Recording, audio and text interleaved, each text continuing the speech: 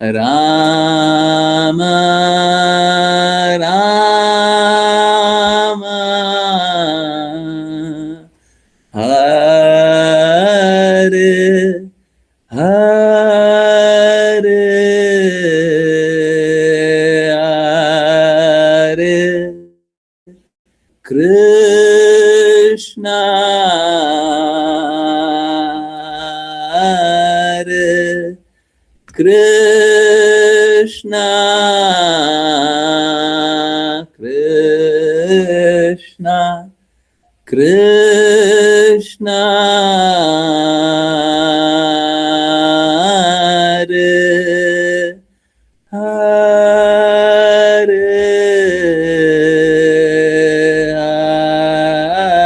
हरे राम हरे राम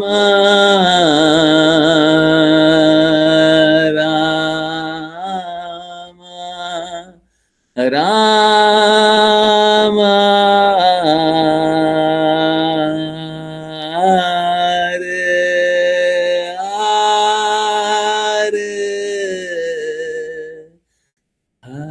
हरे कृष्णा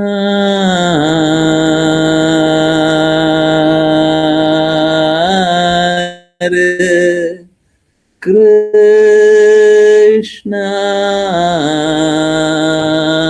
कृष्णा कृष्णा हरे हरे हरे राम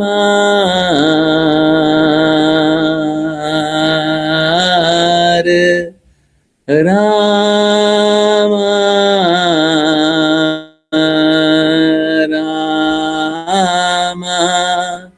राम राम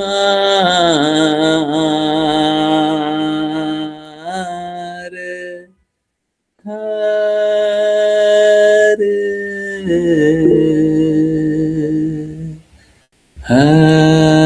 हरे कृष्णा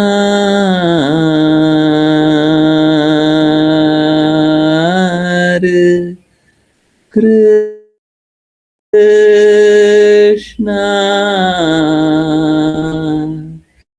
कृष्णा कृष्णा हरे हरे हरे राम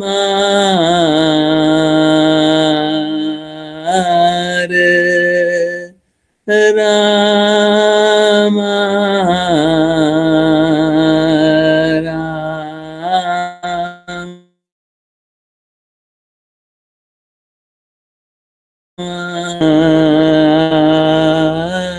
हरे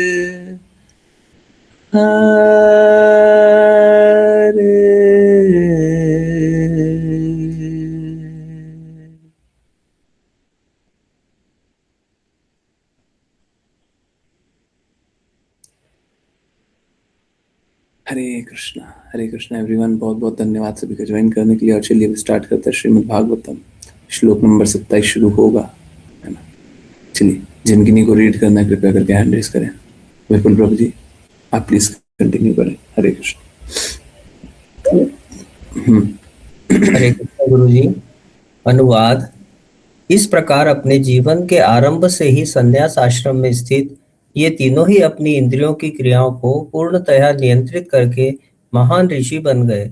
उन्होंने अपने मनों को सदैव पूर्ण पुरुषोत्तम भगवान के चरण कमलों पर एकाग्र किया, जो समस्त जीवों के समष्टि समष्टि रूप से विश्राम स्थल है और इसलिए वासुदेव के रूप में विख्यात हैं। भगवान वासुदेव उन लोगों की एकमात्र शरण है जो वास्तव में भौतिक अस्तित्व से डरते हैं।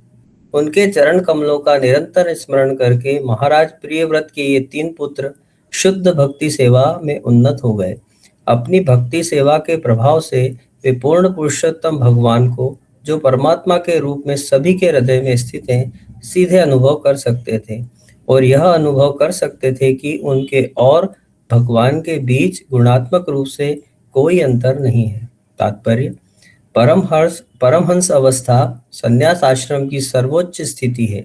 संन्यास त्याग के क्रम में 4 अवस्थाएं होती है: कुटीचक, बहुतक, परिव्राज कार्याचार्य और परमहंस। वैदिक प्रणाली के अनुसार जब कोई संन्यास ग्रहण करता है तो वह अपने गांव के बाहर एक कुटिया में रहता है और उसकी आवश्यकताएं, विशेष रूप से भोजन, घर से आपूर्ति की जाती है।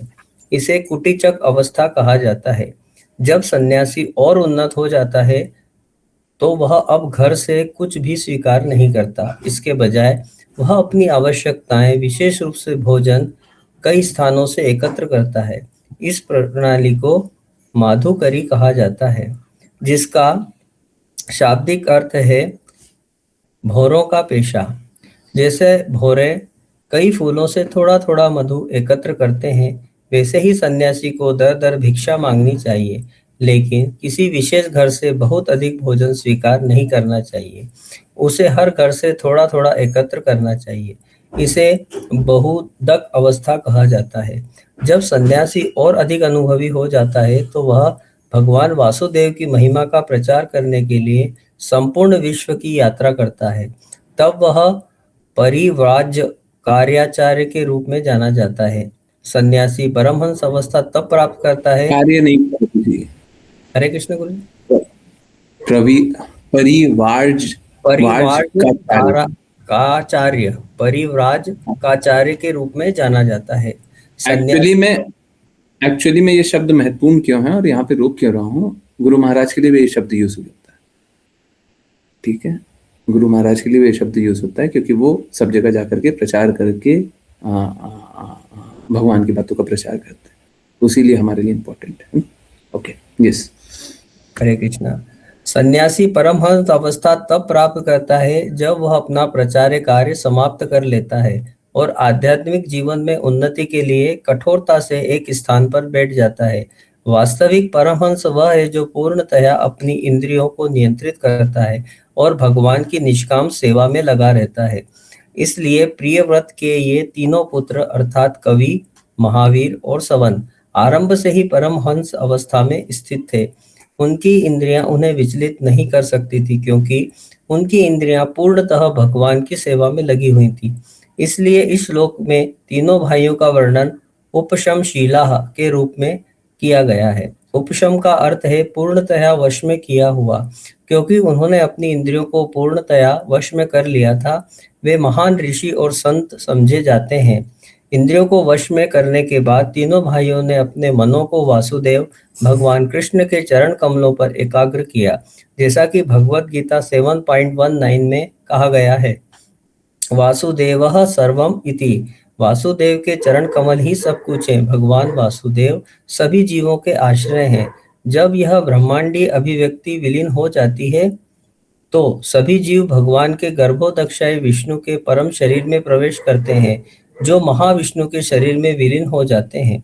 ये तीनों विष्णु तत्व वासुदेव तत्व हैं और इसलिए महान ऋषि, कवि, महावीर और सवन ने सदैव भगवान वासुदेव कृष्ण के चरण कमलों पर ध्यान केंद्रित किया।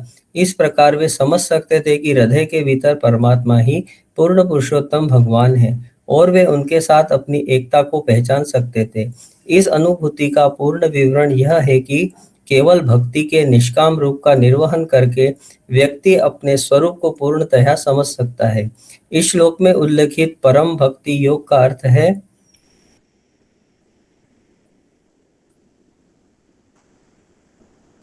इस प्रकार। इस अनुभूति का पूर्ण विवरण यह है कि केवल भक्ति के निष्काम रूप का निर्वहन करके व्यक्ति अपने स्वरूप को पूर्णतया समझ सकता है। इस श्लोक में उल्लिखित परम भक्ति योग का अर्थ है कि एक जीव निष्काम भक्ति सेवा के बल पर भगवान की सेवा के अतिरिक्त कोई अन्य रुचि नहीं रखता, जैसा कि भगवत गीता वासुदेवः सर्वम इति में वर्णित है। परम भक्ति योग से स्वयं को प्रेममयी सेवा के उच्चतम स्तर तक उठाकर व्यक्ति स्वतः ही शरीर के भाव से मुक्त हो सकता है और पूर्ण पुरुषोत्तम भगवान के दर्शन कर सकता है, जैसा कि ब्रह्म संहिता में पुष्टि की गई है। एक उन्नत भक्त जो सत या संत के रूप में जाना जाता है, सदैव अपने हृदय के भीतर पूर्ण पुरुषोत्तम भगवान का साक्षात दर्शन कर सकता है। कृष्ण श्याम सुंदर अपने पूर्ण अंश से स्वयं का विस्तार करते हैं और इस प्रकार एक भक्त सदैव उन्हें अपने हृदय में देख सकता है। हरे कृष्ण गुरु जी। हरे कृष्ण हरे कृष्ण। सो चलिए, हाँ, पहले एक बात कर ही ले गया, पहले विषयांतर कर लेते हैं, थोड़ा सा घुमा करके ले आते हैं, है ना, 2 मिनट बर्बाद करने दीजिए। कल हम लोग बात कर रहे थे ना, आंखों का कोई प्रॉब्लम है ना, आंखों का प्रॉब्लम, दिखने में कष्ट। तो एक अवस्था ये आता है ना, वो कभी एक समय के बाद होता है, और मैंने ये कहीं पे पढ़ा नहीं है, कहीं पे देखा नहीं है, पर ये मेरे साथ हर बार होता है। थोड़े समय बाद कोई ना कोई ऐसी अवस्था आती है कि ना तो पढ़ने में बनता है, ना तो देखने में बनता है, ना तो कंसंट्रेट कर पाते हैं, आंखों के सामने रहता, दिखाई नहीं देता है, और बहुत सारा हेजी जैसा कुछ अनुभव होता है। मतलब बहुत रेयर है बट होता है, ठीक है। वो लग रहा है कुछ वैसे ही, आंखों के सामने दिखाई नहीं दे रहा, आज तो कुछ नहीं दिख रहा, कोई बात नहीं बहुत ज्यादा कंसंट्रेट करना पड़ रहा है, उसके बाद भी नहीं दिख रहा, कोई बात नहीं, फिर भी कोशिश करते हैं जितना दिखे, जैसे दिखे। एनीवेज, ये सब तो देखिए भौतिक धरातल पे है, ये सब चलते रहेगा, है ना, इस सब का वैसे कोई अर्थ नहीं है। देखिए यहाँ पे 4 प्रकार के स्थिति को बताया गया है। संन्यास में 4 प्रकार की स्थिति को बताया गया है। कौन सा 4 प्रकार की स्थिति? कुटीचक, बहुदक, परिवार्ज, काचार्य और परमहंस। तो गुरु महाराज के लिए परिवार्ज काचार्य शब्द प्रयोग होता है, परंतु मुझे नहीं समझ में आता परमहंस का भी शब्द का प्रयोग क्यों नहीं किया जा सकता। मैं मतलब हम सोसाइटी वाले लोगों से जाकर के तो कन्फ्रंट नहीं करेंगे, पर मुझे नहीं पता क्यों नहीं किया जा सकता। किया जा सकता है, क्योंकि कुटीचक होता है कि बाहर कुटी ले लो और वहां पे तुमको सब कुछ प्रदान किया जाएगा। बहुदक होता है तुम जा जाके मधुकरी लोगों से मांगो। परिवारजकाचार्य होता है जो पूरे विश्व में भ्रमण करे और सब जगह जाकर के कृष्णा नाम का प्रचार करे। और परम हंस वो होता है जो एक स्थान पे एक तटस्थ हो जाए, एक स्थान पे बैठ जाए और एक ही स्थान पे बैठ करके कृष्णा के बारे में चिंतन करे। सर्वोच्च अवस्था परमहंस होता है, परंतु जैसे आप लोगों को पहले ही बताया है, प्रचार कार्य के लिए गुरु और शुद्ध भक्त निम्न अवस्था को स्वीकारते हैं। गुरु महाराज यहाँ पे राधा दामोदर टेम्पल है, लोग आए होंगे, देखे होंगे,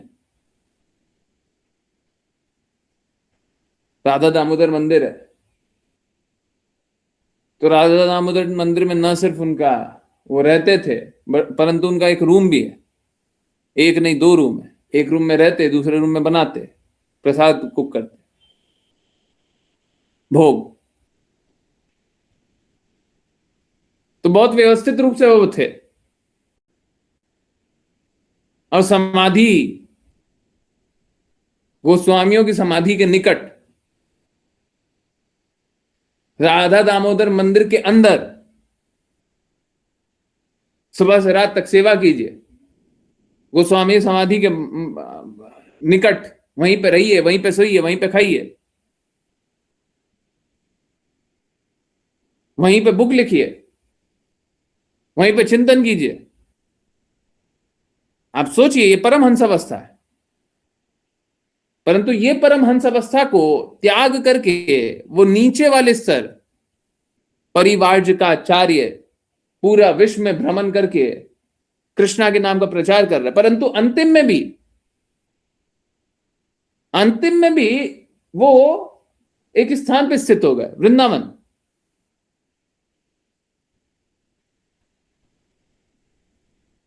कृष्णा बलराम मंदिर। तो आप परिवारजा का आचार्य बोले, बहुत अच्छी बात है, परंतु परमहंस क्यों नहीं?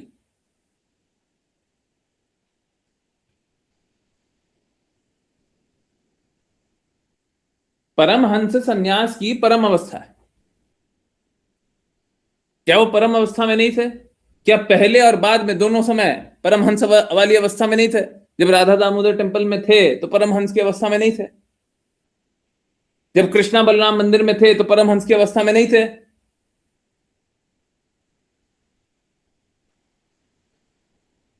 अंत में उन्होंने बोला कि अगर शरीर त्यागना है तो वृंदावन,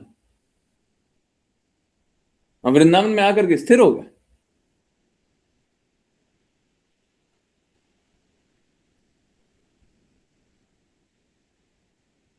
तो गुरु की जो महिमा हो सर्वोच्च अवस्था की हो। मुझे सोसाइटी से मैं कन्फ्रंट करूं, मेरे को तो नहीं समझ में आता कि कैसे कन्फ्रंट और किससे कन्फ्रंट करें, क्योंकि देखिए उनके लिए तो वर्क फॉर हायर थे। हम उनको क्या बोल सकते हैं? उनको क्या बोल सकते हैं?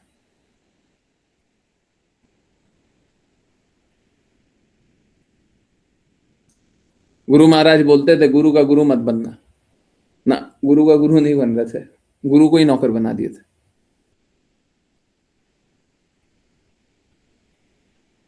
वर्क फॉर हायर मतलब नौकर है।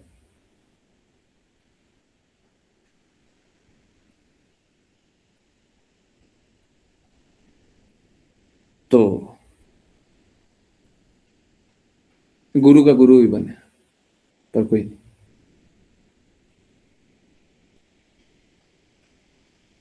तो परमहंस की अवस्था में थे, निश्चित रूप से थे।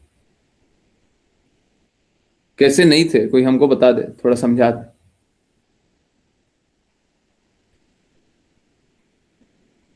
गुरु महाराज बताते हैं गुरु अगर अपनी हार भी स्वीकार कर ले तो शिष्य को नहीं स्वीकार करना चाहिए, और गुरु अपना निम्न पोजीशन स्वीकार कर ले तो शिष्य को स्वीकार कर लेना चाहिए। निम्न अवस्था कोई दिखा दे अपनी तो शिष्य को स्वीकार कर लेना चाहिए, हाँ आप निम्न है। गुरु बोले शिष्य से कि मैं आपसे अधम हूं, तो शिष्य को क्या करना चाहिए? बोलना चाहिए हाँ हमारे गुरु महाराज ने बोला है कि आप उत्तम है, हम अधम, वो स्वयं अधम है, तो हमारे गुरु महाराज अधम है, हम उनसे उत्तम है, हैं? ये बोलना चाहिए शिष्य को। तो गुरु महाराज बोल दे, परिवार खुद स्वयं भी बोल दे कि परिवारजा का आचार्य है। अरे नाम से क्या अंतर पड़ता है? परंतु सर्वोच्च सम्मान। आरती गाते समय बोलते हैं एबेजस, क्या एबेजस गिशुक त्रिभुवना। आपका जस्ट तीनों लोक में हो।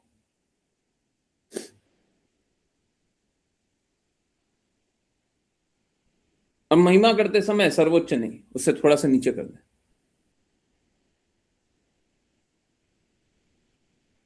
गुरु महाराज एक मध्यम अधिकारी की तरह हम लोगों को भगवान की बातें बता रहे हो, एग्जाम्पल दे रहे हो, तो क्या मध्यम अधिकारी बन गए? उत्तम अधिकारी नहीं है।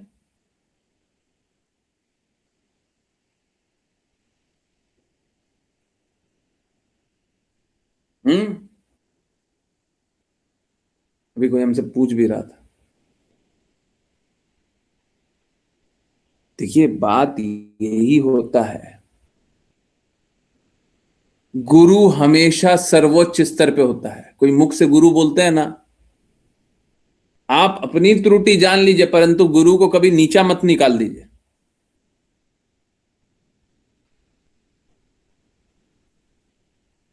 ये गुरु तो है, पर गुरु को हम थोड़ा नीचा करके आंक लें, फिर आप भक्ति नाश कर चुके हैं।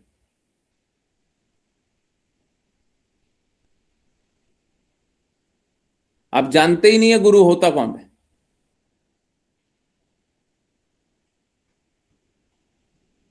इसीलिए इसी सबको मतलब क्या करें, कैसे समझाएं, समझने ही नहीं चाहते, इसीलिए ऐसा करके समझाते हैं क्या कि गुरु कृष्णा है। अब बोलो नीचा, गुरु कृष्णा है। अब नीचा बता सकते हो आप? अब नहीं बता पाओगे ना? हाँ ठीक है, तो गुरु कृष्ण है, स्वयं भगवान कृष्ण है। हम लोग बड़े अधम किस्म के हैं। पहले भगवान की बातों का वैल्यू नहीं कर पाए, अब गुरु का वैल्यू नहीं करते, गलत बात है ना। कोई शुद्ध भक्त आ जाए, वो तो अपनी विनम्रता में अपने आप को कम बता देगा, और मूर्ख लोग है वो बोलेगा हाँ आप तो कम ही है।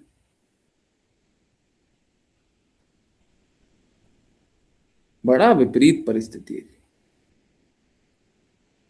अगर विनम्र ना बताएं तो भक्ति के सिद्धांत टूटते हैं, और विनम्र बता दें तो लोग का मनगढ़ंत कल्पना बन जाता है। देखो हमारे ही जैसे तो है, खुद ही बोल रहे हैं।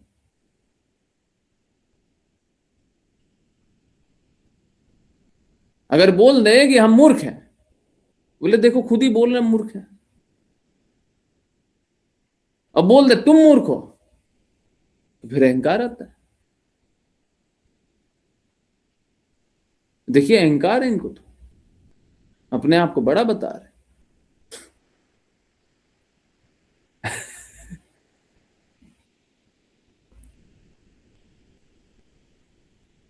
मालूम प्रॉब्लम क्या है? प्रॉब्लम ये है, हम दोनों चीज को मिला रहे हैं, हम सभी दोनों चीज को मिला रहे हैं।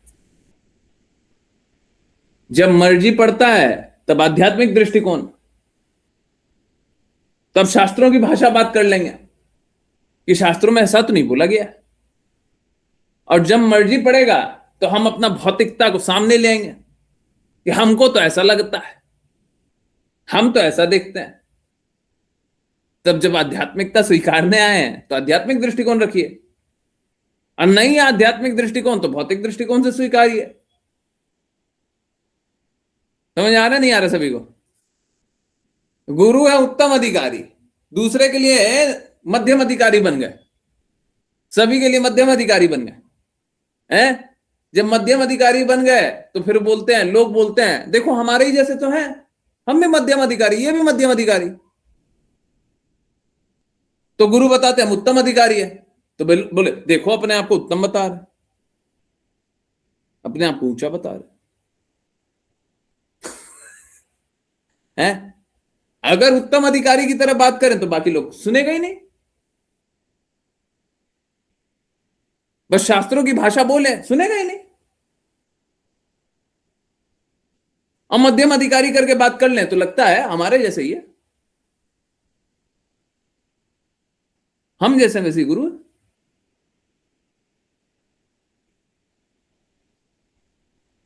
प्रॉब्लम ये है, आई होप सभी को दिख रहा हो।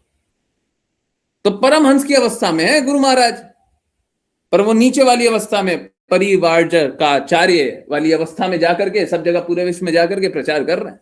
उनको आवश्यकता नहीं है, कृष्ण ने साफ साफ बोला हुआ है, गुरु के पास जाकर के उनकी सेवा करो, उनसे जिज्ञासा करो, जाओ। अरे कुटिया में हो कि कोने में हो उससे कोई अंतर नहीं है।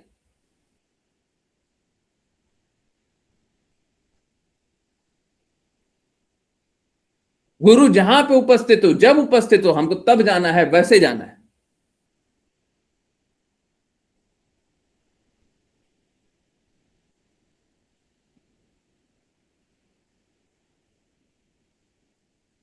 तो गुरु है सर्वोच्च स्तर पे, परंतु निम्न स्तर पे आ गया, लोग मान नहीं रहा है, तो निम्न स्तर पे आ गया। अब निम्न स्तर पे आ गया तो देखो परिवर्जक आचार्य हैं, ये तो परमहंस नहीं है।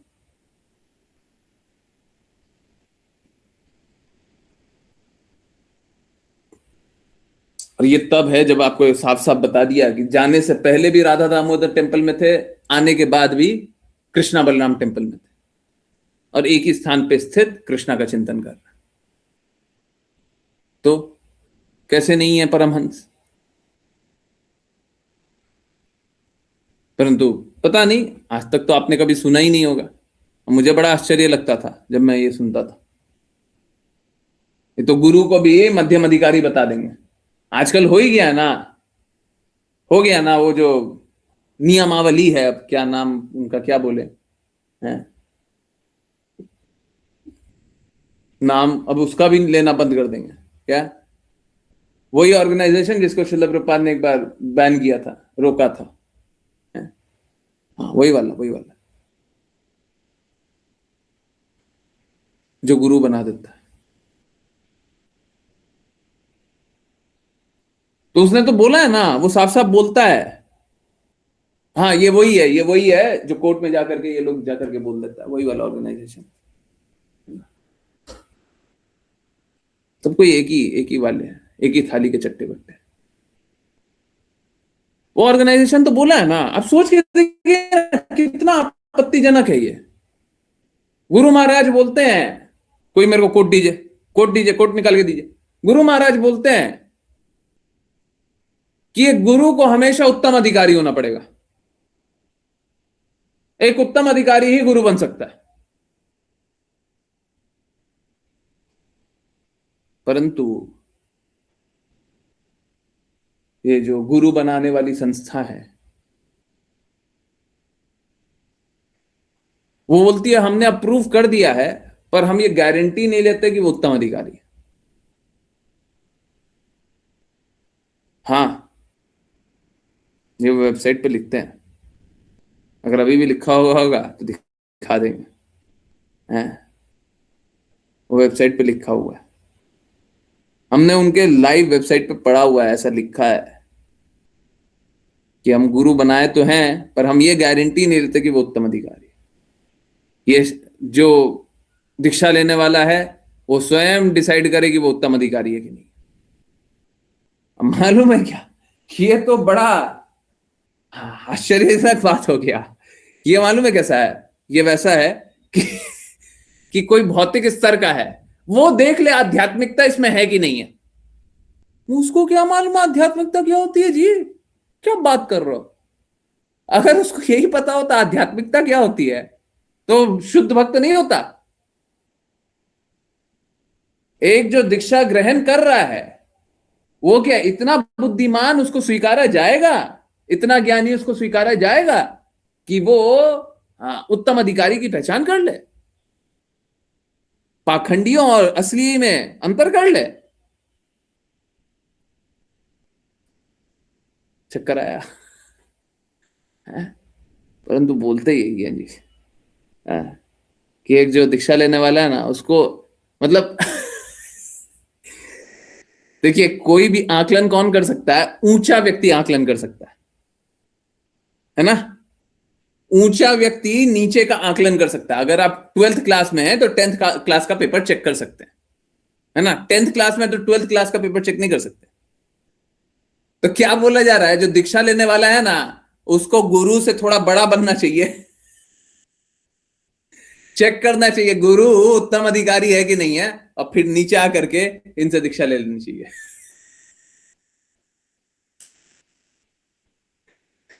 ओह, अगर किसी को ये कॉन्सेप्ट समझ में आ रहा होगा तो चक्कर खा के गिर जाएगा, परंतु चल यही रहा। जीवीसी बोल तो यही रहा, वो ऑर्गेनाइजेशन बोल तो यही रहा है। हाँ, आप सोच लीजिए क्या चल रहा है। अब मेरे को गुरु महाराज का कोट दीजिए, जहाँ पे बोलते हैं कि एक उत्तम अधिकारी कोई है, गुरु होना चाहिए, जल्दी बताइए, रेफरेंस के साथ बताइए। ठीक है, तो ये रहा सन्यासियों के बारे में है। तो चलिए, हाँ, वास्तविक परमहंस वो है, अब ये भी देखिए क्या वो परमहंस है कि नहीं गुरु महाराज। वास्तविक परमहंस वो है जो पूर्णतः अपनी इंद्रियों को नियंत्रित करता है और भगवान की निष्काम सेवा में लगा रहता है।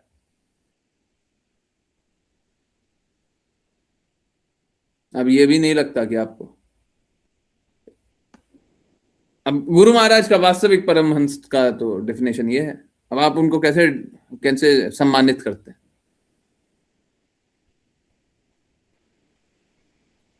हैं? आपको परमहंस नहीं लगते हैं तो फिर आपके गुरु ही कहाँ है? एनीवेज, हम्म। तो प्रियव्रत, राजा प्रियव्रत के 3 पुत्र थे, हैं? देखिए क्या लिखा हुआ है, नेक्टर ऑफ इंस्ट्रक्शन। अब तो बस गुरु महाराज की बात नहीं, अब तो रूप गोस्वामी की भी आवाज है। श्रील रूप गोस्वामी बोल रहे हैं क्या, इंडीड एडवांस उत्तम अधिकारी, एडवांस्ड, उसमें भी एडवांस एक क्वालिफायर लगा दिए, हाँ क्या हो गया, एडजेक्टिव लगा दिए, एडवांस्ड, बढ़ा चढ़ा, उत्तम अधिकारी। Vaishnava devotee should be accepted as spiritual master, सर्वोच्च अवस्था में आध्यात्मिक गुरु वही हो सकता है। Everything one possesses should be offered to him, for it is enjoined that one should deliver whatever he has to the spiritual master. है?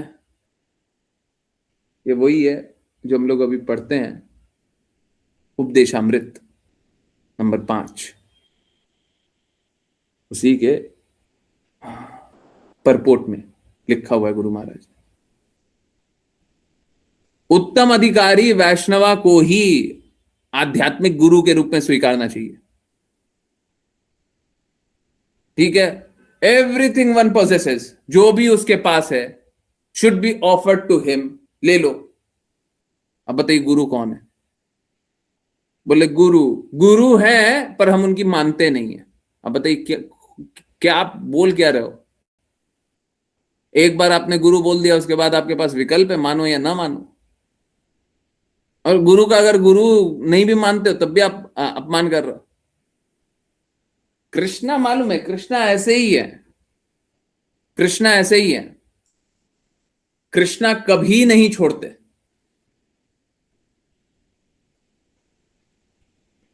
आप कृष्णा की एक बार सुनो तो, एक बार सुनो, बोलो भगवत गीता सही है, उसके बाद देखिए हम सारा चीज आपसे मनवाएंगे। आप बोलो तो लोग पीछे हट जाता है, 4 कदम चलेगा पीछे हट जाएगा, हैं? 2 कदम चलेगा पीछे हट जाएगा। हमको तो कोई बात मनवानी ही नहीं है। हमने आज तक जो भी बात बोली है, जो भी बात बोली है, जहां से भी बात बोली है, हम सब कुछ भगवत गीता से दिखाने के लिए तैयार है, डायरेक्टली इनडायरेक्टली। देखना है, कौन सा चीज देखना है? सब भगवत गीता में।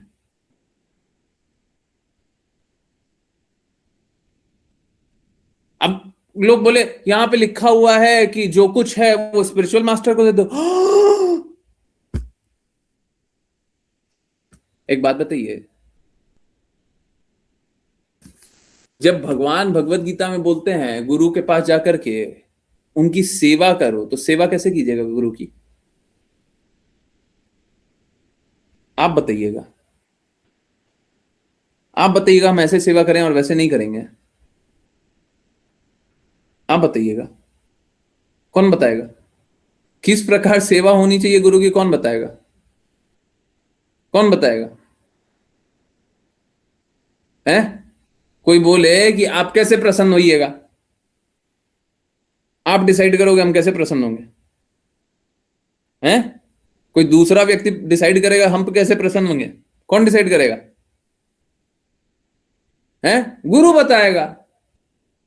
तो गुरु बताएगा, तुम सब ला के रख दो, गुरु बताएगा हाँ ये वाला दे दो, ये नहीं चाहिए, ये सब रखो, ये दो, वो सब नहीं चाहिए, वो बाकी कुछ नहीं चाहिए, ले जाओ। अपने आप ही हो गया,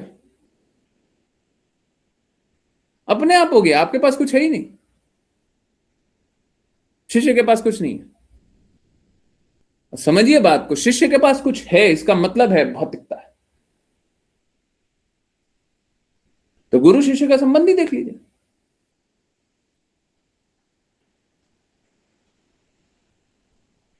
गुरु होने के बाद शिष्य में स्वतंत्रता नहीं, शिष्य का कुछ है नहीं, सब गुरु का है, सब गुरु का। यही होता है गुरु शिष्य संबंध। अब गुरु को ऐसा होना चाहिए जो एक्सप्लॉइट ना करे।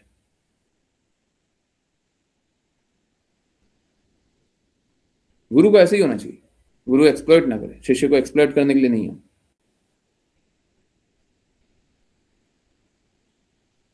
कोई नहीं, कोई एक्सप्लॉइट करना चाहे तो ठीक है। अब देखिए, लोगों को है ना बड़ा दर्द हो जाता है।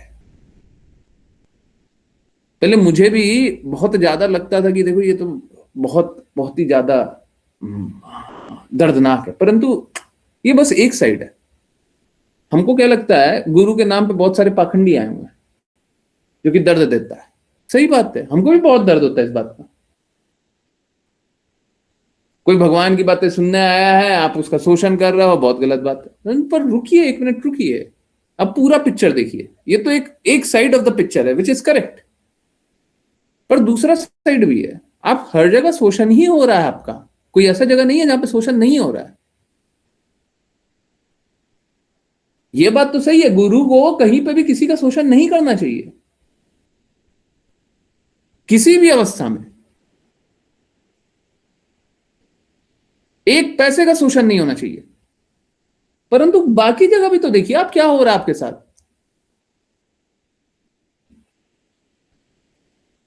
बाकी जगह कोई अच्छी अवस्था है क्या?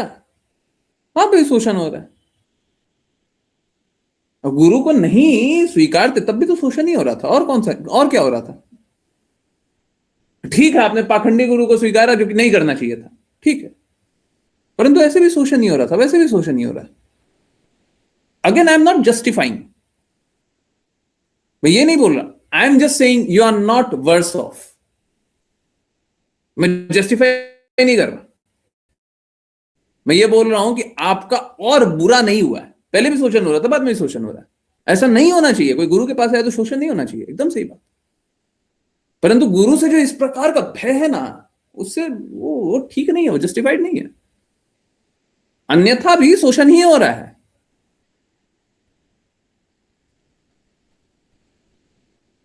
सब कोई शोषण कर रहा है, और एक अगर पाखंडी गुरु को स्वीकार कर लेंगे तो वो भी शोषण करेगा। तो पूरे जगत में सब कोई शोषण कर रहा है।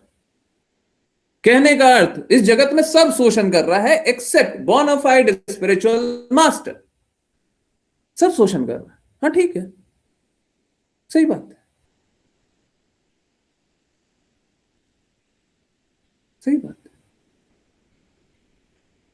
तो आप बोनाफाइड स्पिरिचुअल मास्टर के पास जाइए, पता कीजिए। हम तो शास्त्रों के अनुसार बता रहे हैं, रूप गोस्वामी बता रहे हैं, गुरु महाराज बता रहे हैं।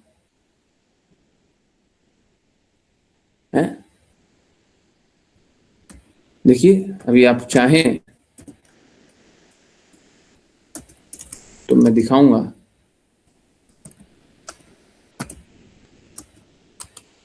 हाँ ठीक है,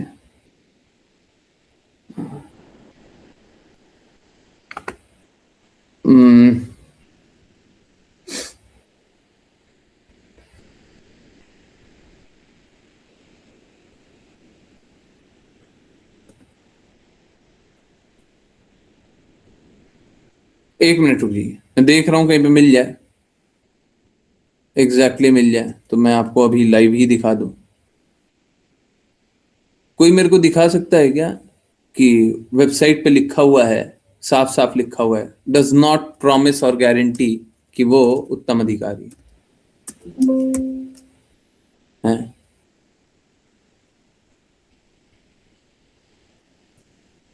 ठीक है, मैंने खुद अपनी आंखों से पढ़ा है, तो उसके बाद तो कुछ बचता ही नहीं है, पर मैं चाहता हूं सभी को दिखा भी दिया जाए। कहीं पे दिखता है तो कृपया करके थोड़ा सा मदद कीजिए। ये थोड़ा सा ढूंढना थोड़ा सा मुश्किल होगा, बट कोई बात नहीं, वेबसाइट पे खुद ही लिखा हुआ। ओके, सो बाद में देख लेंगे, 10 बजे के बाद, 10:30 बजे के बाद आराम से देख लेंगे। देखिए, इस जगत में सब कुछ क्रिएट होता है, सब कुछ। कोई इस जगत में सब कुछ बनता है और भगवान की दृष्टि जब तक रहती है तब तक वो अस्तित्व में रहता है। दृष्टिपात, जब तक वो दृष्टि भगवान देखते रहते हैं वो अस्तित्व में रहता है, और दृष्टि एक बार हटा लिए खत्म, समाप्त।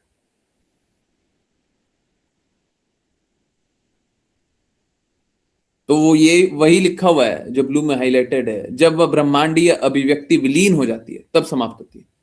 तो सब जीव भगवान के गर्भोदक्षाय विष्णु के परम शरीर में प्रवेश करते हैं, जो महाविष्णु के शरीर में विलीन हो जाते हैं।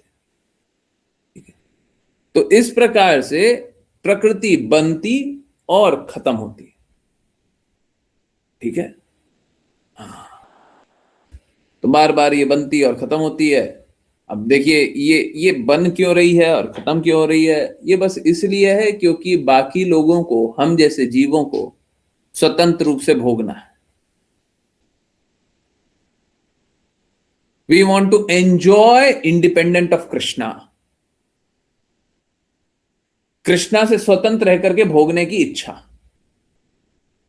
यही बात चैतन्य चेतामृत में लिखा हुआ है, कृष्णा भूलिया जीव भोग वांछा करे। भोग करना है हमको, भोग, भौतिक जगत चाहिए, भौतिक दृष्टिकोण है, भौतिक व्यवहार है। गुरु प्राप्त होने के बाद भौतिक व्यवहार रखना ये गलत है। हाँ, ये बात सही है, कोई संघर्ष कर रहा हो, निकलना चाहता हो, उसमें कोई दिक्कत नहीं, उसमें कोई दिक्कत नहीं। मेंटेन करना ये पाप है, घोर पाप है। गुरु प्राप्त होने के बाद भौतिक अवस्था हम नहीं रखेंगे, जो भी अवस्था है हम उससे निकलने का, ठीक है, कोई बहुत जल्दी से निकलना चाहता है, कोई धीरे धीरे निकलना चाह रहा है ना, प्रयास कर रहा है, नहीं निकल पा रहा है, ठीक है, परंतु उसको मेंटेन करना। पाप कर्म जो भी है, देखिए बहुत सरल साफ बात है, 5 PM वाली क्लास में बताया तो फिर से बता रहे हैं। देखिए 2 प्रकार के लोग हैं, एक कोई है बोले हम 99.9% श्योर है, 99.9% शुद्ध है, शुद्ध, करीब करीब 100%, 99.9.01% गंदे हैं। कोई बोले 99% शुद्ध है, 99%, बस 1% गंदगी है। कोई बोले 98% शुद्ध है, 2% गंदगी। परंतु ये 3 प्रकार के लोग हैं जो बोलते हैं इतना हमसे हो गया, अब आगे नहीं कर रहे। और दूसरा वो है जो कि 80% शुद्ध है, परंतु पूर्ण प्रयास कर रहा है, पूर्ण प्रयास कर रहा है, हर पल प्रयास कर रहा है, गुरु की आज्ञा का पालन करने वाला। तो ये तीनों 98, 99, 99.9, ये तीनों फेल है। शुद्ध वही है जो 80% पे है, परंतु पूर्ण प्रयास कर रहा है, थोड़ा सा भी नहीं छोड़ा है, पूर्ण प्रयास कर रहा है। तो इससे कोई अंतर नहीं पड़ रहा आपकी क्या अवस्था है। कल जब आपकी स्थिति थी तो आपको एक रास्ता पता था, आज आपको एक और रास्ता पता है। कल आप दृढ़ता से चल रहे थे तो एक रास्ते पे चल रहे थे, आज और दृढ़ता से चलने के लिए अब दूसरा रास्ता पता है। आपका ये निरंतर विकास होते रहेगा, निरंतर परिस्थितियां बदलती, बनती और बिगड़ती रहेगी। वो कैसे? आपकी चेतना के अनुसार। परंतु कोई बोले कि हम तो इतने शुद्ध हो गए हैं, अब आगे नहीं बढ़ेंगे, तो आप संघर्ष करो, जाओ। कृष्णा पूर्ण समर्पण चाहते हैं। लोग चाहता यह है कि हमसे इतना हो रहा है, ना ना ना ना ना, इतना से नहीं चलेगा। कृष्णा बोले सदैव मेरा चिंतन करो। कृष्णा ने बोला सदैव मुझे नमस्कार करो, सदैव मेरी पूजा करो। कृष्णा ने ये नहीं बोला 2 घंटे कर लो, 1 घंटे कर लो, 16 माला कर लो, या ये कर लो, वो कर लो। कृष्णा ने ये नहीं बोला। जितने नियम भी हैं वो सारे नियम भी बस इसलिए हैं कि हम लोगों को ट्रेन करें कि हम सदैव ही कृष्णा का चिंतन करें। कोई गुरु महाराज से कोई पूछ रहा था कि आपने तो 16 माला बोलने जपने बोला, है? तो बस 16 माला करने से हो जाएगा? नहीं। तो गुरु महाराज बोलते हैं नहीं नहीं नहीं, ये ट्रेनिंग है, ये ट्रेनिंग है कि हम लोग हमेशा कृष्णा का चिंतन करें। लक्ष्य 16 माला करना नहीं है। हम 16 माला गुरु महाराज की प्रसन्नता के लिए कर रहे हैं, गुरु की प्रसन्नता के लिए कर रहे हैं।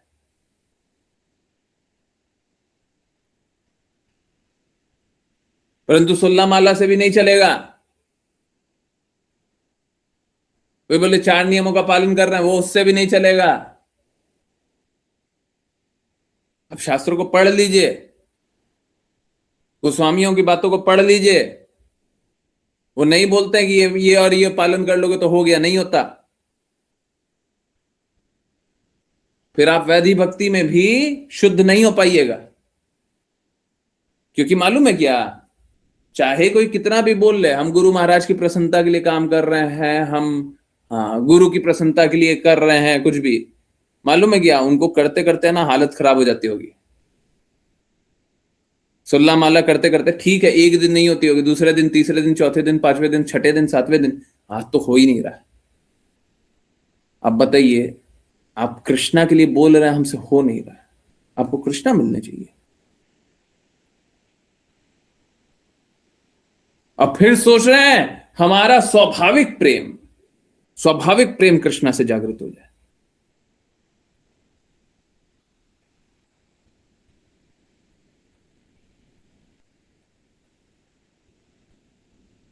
आप सोच के देखिए कितने बड़े हम गड्ढे में हैं। जो गुरु की प्रसन्नता के लिए भी अब काम नहीं करना चाहता है, वो कभी भक्ति करेगा? गुरु की प्रसन्नता के लिए तक तो करते हैं, तब तो जाकर के ऐसी स्थिति होती, किसी तरीके से कर रहे हैं, करने के बाद जब धीरे धीरे धीरे धीरे धीरे धीरे स्थिति आती है, तो हम कृष्णा से स्वाभाविक प्रेम जागृत करने का प्रयास कर लेते हैं। अब जो गुरु की प्रसन्नता के लिए काम ही नहीं करेगा, वो कभी भी शुद्ध प्रेम जागृत कर पाएगा? ये तो एक कोरा कल्पना जैसा दिख रहा है, बस एक काल्पनिक विचारधारा है। किसी दिन हम शुद्ध हो जाएंगे, कुछ करके हम शुद्ध हो जाएंगे। कुछ भी करके आप शुद्ध नहीं होने वाले, इस जन्म छोड़िए, कोई जन्म में नहीं होने वाले।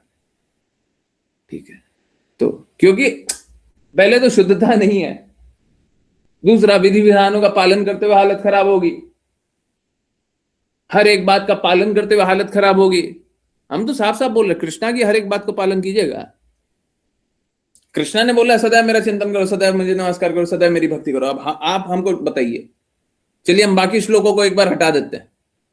हम एक्सक्लूजन में एक श्लोक नहीं पढ़ सकते, परंतु ठीक है, एक बार के लिए हटा दे रहे हैं ताकि लोगों की आंखें खुले। आप हमको एक अवस्था बताइए, आप अपना प्लान बताइए।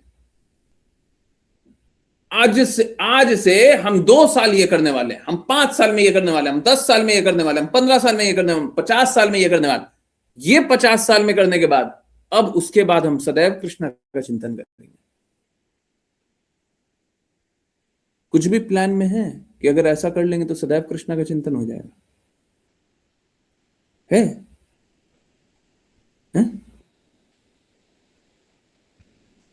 कोई भी प्लान कर सकते हैं? कोई भी प्लानिंग है आपके पास? कृष्ण ही बोले हैं सदैव मेरा चिंतन करो। हम तो कृष्णा की बात का पालन करने बोल रहे हैं, हम तो मेरी बात भी नहीं तो बोल रहे हैं। गुरु को भी मत मानो, एक बार के लिए मान लो। कृष्णा ने वो भगवत गीता 4.34 नहीं बोला, एक बार के लिए मान लो, एक बार मानो। बस इतना सा कर दो ना, कृष्णा का सदैव चिंतन, बस खत्म। ये तो भगवत गीता में कृष्ण ही बोल रहे हैं ना, सदैव मेरा चिंतन करो, सदैव मुझे नमस्कार करो, सदैव मेरी भक्ति करो। जो कुछ खाते हो, जो कुछ दान करते हो, यज्ञ करते हो, तपस्या करते हो, अर्पित करते हो, जो कुछ भी करते हो, मेरे लिए अर्पित करते हो करो। तो हम सारे संबंधों में, सारे जगत में, सारे चीजों में, सब चीज में हमेशा कृष्णा का चिंतन हर पल करते रहेंगे? संभव है? कोई प्लान है? कि बस एक हाइपोथेटिकल, एक काल्पनिक बात लिख देने का कि 5 वर्ष बाद सब ठीक हो जाएगा, 10 वर्ष बाद सब ठीक हो जाएगा, 15 वर्ष बाद सब ठीक हो जाएगा, 20 वर्ष बाद सब ठीक हो जाएगा, संन्यास ले लेंगे सब ठीक हो जाएगा? हैं? ऐसे लोग अपने आप को भरत महाराज से भी ऊंचा बता देते हैं। भरत महाराज भी राज सिंहासन, आपका क्या होगा, क्या धन होगा, क्या संपत्ति होगा आपके पास?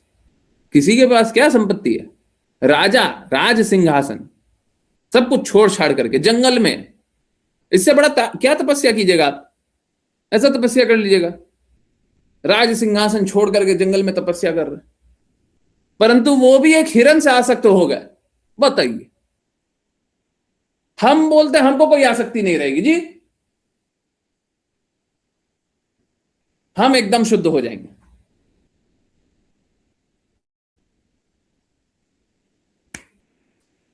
तो ये है कल्पना, सत्य से दूर, प्रेम से दूर, एक बस काल्पनिक दुनिया, है ना। कोई नहीं शुद्ध हो पाएगा, कोई भी संघर्षों से नहीं निकल पाएगा। यही सत्य है।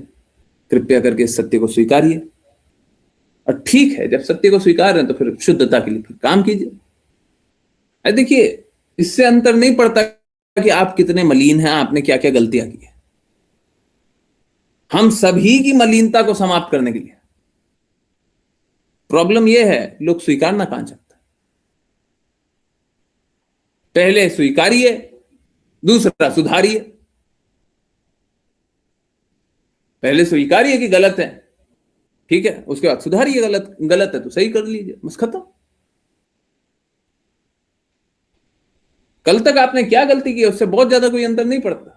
पिछले पल तक क्या गलती की उससे बहुत ज्यादा अंतर नहीं पड़ता। अभी हम सभी प्रयास कर रहे हैं, शुद्ध होने का प्रयास कर रहे हैं। शुद्धतम यही है कि भगवान की बातों को पूर्णतया मान लें। और ठीक है, कोई बात नहीं, कल तक नहीं किया, आज कर लीजिए। कल तक पागलपन में थे, आज कर लीजिए। कल तक बहुत शुद्धता से नहीं चल रहे थे, आज चल लीजिए, चल लीजिए। अब पहले अपने चलिए। कोई मेरे से पूछ रहा था कि हम ऐसा दृढ़ता कैसे रखें कि हम हिले ही ना, हम गड़बड़ाए नहीं। हाँ, तो पहले अपने चलिए।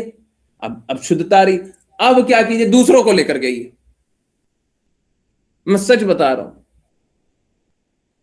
जब आप अकाउंटेबल होते हैं ना, तो फिर आप हिलते डगमगाते नहीं है।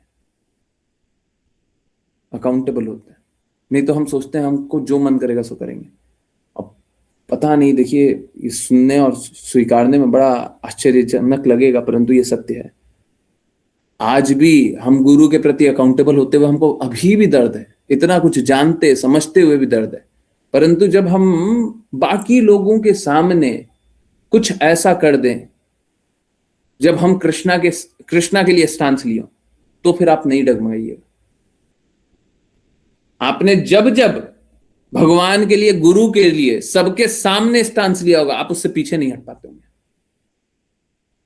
जब जब लिया होगा, है ना, सही बात है ना। अब उससे पीछे नहीं हट पाएंगे। अब जिसको जो करना करो, कोई बात करे ना करे, कोई करे, ये हो जाए वो हो जाए, जो होना हो, है ना। अब पीछे नहीं हटेंगे, परंतु बाकी लोग पीछे हट जाता है, बाकी लोग पीछे हट जाता है। ठीक है, तो पहले खुद शुद्ध होइए, फिर दूसरों को शुद्ध कीजिए, शुद्ध करने का प्रयास कीजिए, सही मार्ग पे लेकर गइए। जब दूसरों को शुद्ध करने का प्रयास कीजिएगा, दूसरों को सही मार्ग पे लेकर गइएगा, तो आपकी भक्ति बढ़ेगी, आप दृढ़ होइएगा। परंतु उनको सही मार्ग पे लेकर गइए, बीच रास्ते मत छोड़ दीजिए। और उनको कोई क्विक फिक्स मत दे दीजिए, उनको कोई पेन किलर मत दे दीजिए। आजकल एक बहुत बड़ा ट्रेंड चल रहा है, सभी को उठा करके बोलते हैं तुम नाम जप कर लो, तुम भी नाम जप कर लो, तुम भी नाम जप कर लो। उससे नहीं होगा लाभ, उससे हृदय परिवर्तन नहीं होगा, उससे शुद्धता नहीं आएगी, उससे कष्ट से मुक्त नहीं होंगे। अगर आप टेम्पररी इलाज चाहते हैं तो देते रहिए, नहीं होगा। अरे बहुत बहुत सालों तक लगे हुए, जब तक वो अपनी गलती, देखिए 2 पार्ट में बता रहा हूं। First you have to accept your wrong, है, देखिए इनफैक्ट 3 भाग में, बहुत ही सिंपल, एकदम सिंपल। लिखिए, ये सभी के लिए फॉर्मूला। पहला, आपको भगवान कृष्ण गुरु की बातों को मानना है। द्वेष द्वेष नहीं करना, वह विषय जानना है, ये सारी बात होनी चाहिए। भगवान गुरु की बातों को मानिए, द्वेष उनसे नहीं करना है, वेल विषय जानिए। ठीक है, पहला ये कर लीजिए, ठीक है, कर लिया। उसके बाद दूसरा, स्टेप 2,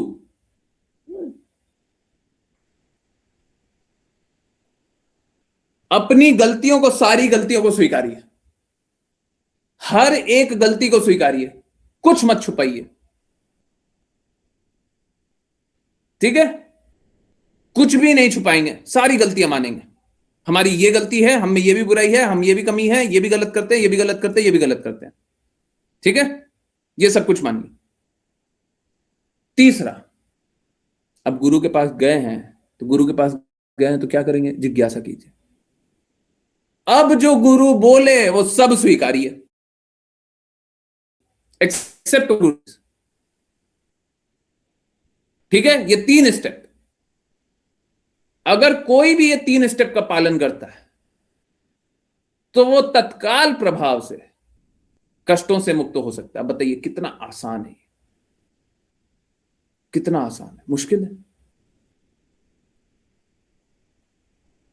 एक कोई मूर्ख से मूर्ख, अज्ञानी से अज्ञानी बोले कि कृष्णा और गुरु जो बोलेंगे सो मानेंगे जी, हाँ सच में वो अच्छा जानते हैं, हमारे लिए अच्छा करेंगे, पहला स्टेप हो गया। दूसरा स्टेप, हाँ देखिए हम तो है ना ये गलती कर देते हैं, हमसे तो ये भी नहीं हो पाता है, ये हमने अपराध किया हुआ, ये पाप कर्म किया हुआ, ये गलती किया हुआ, ये किया हुआ, ये किया हुआ। स्टेप 2 हो गया। उसके बाद कृष्णा और गुरु बता रहे हैं सॉल्यूशन, स्वीकार कर लीजिए, कष्टों से निकलिए। डिफिकल्ट है ये, डिफिकल्ट है? Is this difficult? हम तो बोल रहे हैं इससे सारा प्रॉब्लम, पूरे जगत का हर एक कष्ट लेकर गया और सारा कष्ट का निवारण यहां पे। इससे सिंपल कुछ चाहिए क्या है? इससे सिंपल कुछ चाहिए? इससे सिंपल मैं कुछ नहीं दे सकता। कोई बोले हम सुसाइड करने वाले हैं, लाओ ले आओ, यही फॉर्मूला लगा दो। कोई बोला हमारा फैमिली का प्रॉब्लम चल रहा है, ये फॉर्मूला लगा दो। कोई बोला घर में ये परेशानी है, ये फॉर्मूला लगा दो। कोई बोला ये हो रहा है, ये फॉर्मूला लगा दो। जो हो रहा है ये लगा दो।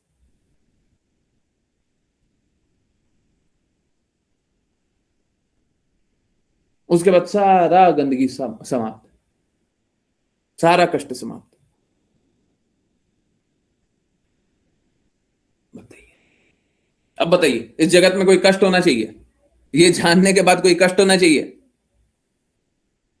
हैं? आप कोई भी परिस्थिति बता रहे, कुछ भी बता रहे, बट ऑनेस्टली अपनी जो गंदगियां हैं, जो बुराइयां हैं, जो कमी है, वो नहीं बताएंगे तो लाभ नहीं होगा, और फिर स्वीकारेंगे नहीं तो लाभ नहीं होगा। बड़ा आसान है,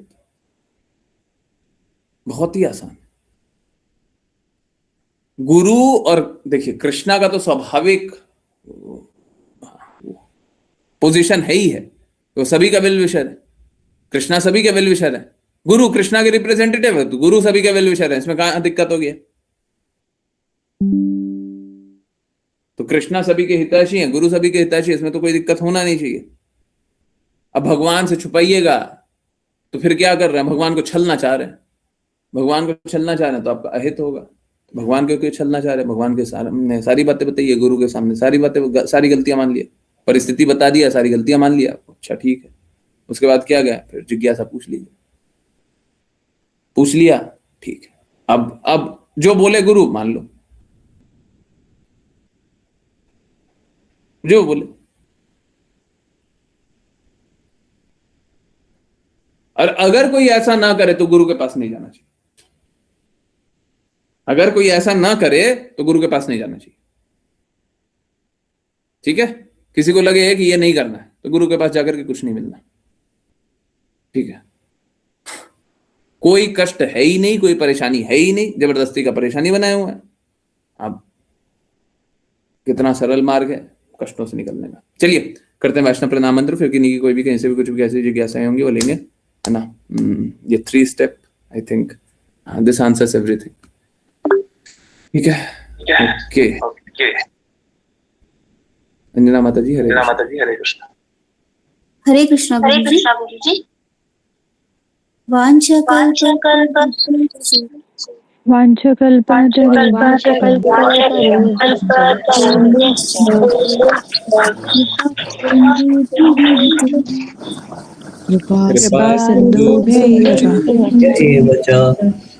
पतितानां पावनेभ्यो पतितानां पावनेभ्यो वैष्णवेभ्यो नमो नमः। वैष्णवेभ्यो नमो नमः। अनंत कोटि वैष्णव वृंद की जय जय जय डिवाइन ग्रेस एसी भक्ति वेदांता स्वामी श्रील प्रभुपाद की जय जय श्रील भक्ति सिद्धांत सरस्वती ठाकुर गौर किशोर दास बाबा जी भक्ति विनोद ठाकुर जगन्नाथ दास बाबा जी नामाचार्य श्री हरिदास ठाकुर की जय जय जय श्री रूप सनातन भट्ट रघुनाथ जीव गोपाल भट्ट दास रघुनाथ की जय जय जय श्री कृष्ण चैतन्य प्रभु नित्यानंद श्री अद्वैत गदाधर श्री श्री गौर भक्त वृंद की जय जय जय भाई यमुना भाई वृंद देवी तुलसी महारानी पूरी द्वारका वृंदावन धाम की जय जय श्रीमद् भागवतम चैतन्य चैतन्य की जय जय सभी भक्तों की जय हरे कृष्णा कृष्णा कृष्णा हरे हरे कृष्ण हरे हरे हरे राम हरे राम हरे कृष्णा हरे कृष्णा कृष्ण कृष्णा हरे राम हरे राम हरे हरे कृष्णा हरे कृष्णा हरे राम हरे कृष्ण गुरु जी। हरे कृष्णा प्रभु जी।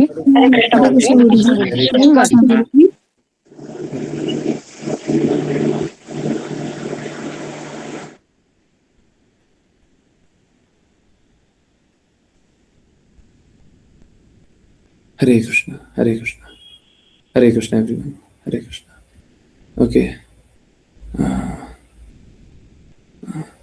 ओके कल कल व्रत करना है 12 बजे तक तो 12 बजे तक सुबह सनराइज से पहले 1 आवर 36 मिनट पहले कुछ पा सकते हैं, आराम से पा सकते हैं। उसके बाद निर्जला ही व्रत होता है, 12 बजे तक का व्रत हर कोई निर्जला ही होता है। ठीक है, अगर निर्जला कर लें तो बहुत अच्छा है, नहीं तो ठीक है।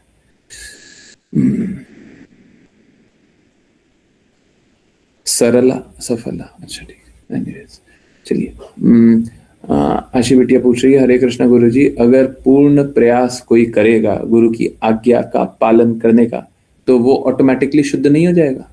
इफ यस, तो फिर वो 80% शुद्ध कैसे रहेगा? देखिए, ये बहुत इंपॉर्टेंट प्रश्न है और बहुत इंपॉर्टेंट बात है। देखिए, जो भी कोई शुद्ध प्रयास कर रहा हो वो कभी ये बात स्वीकारेगा ही नहीं कि उसने पूरा काम किया। वो भक्त कभी नहीं स्वीकार कर सकता, कभी नहीं स्वीकारेगा कि उसने शुद्ध कार्य किया। वो हमेशा अपना निम्न अवस्था को स्वीकारेगा, वो हमेशा अपना निम्न अवस्था को स्वीकारेगा, हमेशा अपने आप को हमेशा निम्न जानेगा। हाँ, तो वो मानेगा ही नहीं, वो देखेगा मैंने तो खराब किया, तो इसलिए उसको वो 80% शुद्ध ही दिखेगा, है ना। तो इंपॉर्टेंट क्या है? पूर्ण प्रयास करना। ठीक है, अब जब कोई एक मेट्रिक होना चाहिए ना, पता चले क्या है, हम पूरा प्रयास किए, यथासंभव पूरा प्रयास किए, बस ठीक है ना। पूरा प्रयास करना यही सफलता है। अगर शुद्ध प्रयास कर रहे हैं तो यही सफलता है। अब पूरा प्रयास क्या? अपना प्रयास नहीं, गुरु की प्रसन्नता के लिए। ये इंपॉर्टेंट है, ये इंपॉर्टेंट है। अपनी प्रसन्नता के लिए नहीं करोगे, अपनी इच्छा अपने प्राप्त करने के लिए, ना ना ना ना, वो तो भौतिक व्यक्ति करता है। 80% क्या, 0% शुद्ध होगा वो तो है। भौतिक व्यक्ति कोई शुद्ध कार्य करता है? सब मलिन काम करता है। ठीक है, तो जब कोई पूर्ण प्रयास करेगा तो अपने आप ही शुद्ध हो जाएगा। परंतु हाँ, जो करता है उसको तो नहीं दिखाई देगा। करता मतलब जो द्वितीय करता है, परम करता तो कृष्ण ही है, दूसरा करता, उसको यही लगेगा कि हम अच्छे से नहीं कर पा रहे, अच्छे से नहीं किया। परंतु पूर्ण प्रयास किए, हाँ किए, ठीक है, बस ठीक है। हाँ, उसको ये भी स्वीकारने में कष्ट हो जाएगा कि हम पूर्ण प्रयास भी किए, बट हाँ, वो ये बात तो मानेगा कि देखो जितना दिख रहा था उसमें तो करने का कोशिश किया, बस ठीक। ओके, आई होप ये आंसर किया। ठीक है गुरु जी, अगर वो शुद्ध है भी तो वो फिर भी 80% दिखाई देगा? नहीं 80% नहीं, उसको तो कुछ भी नहीं दिखेगा।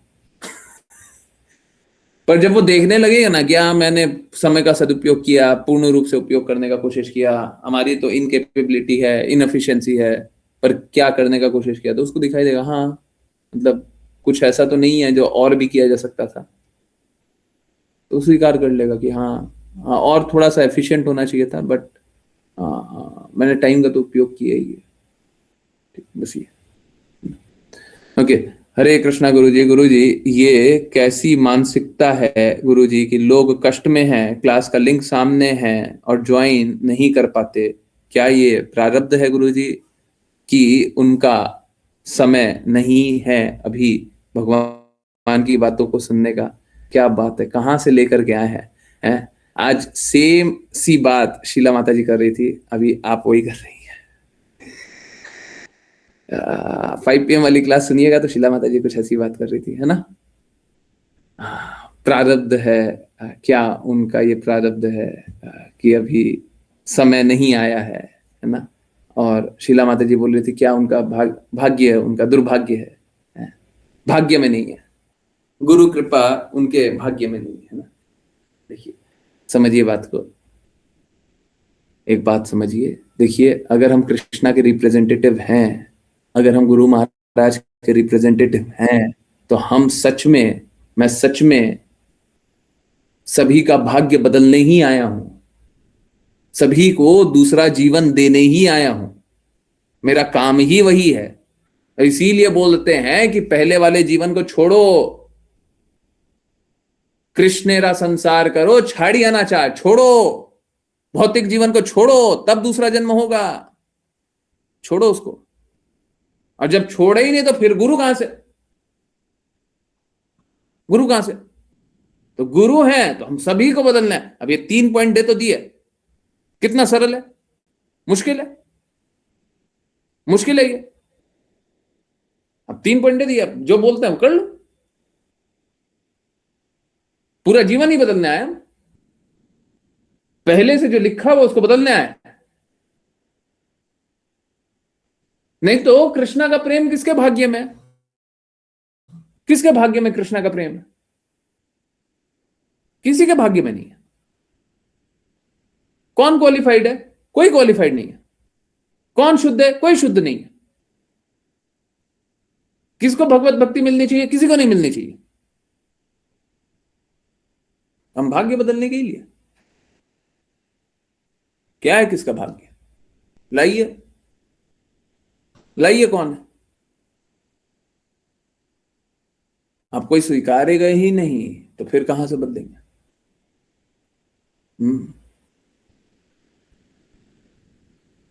कोई स्वीकारेगा नहीं तो कैसे बदला जाए?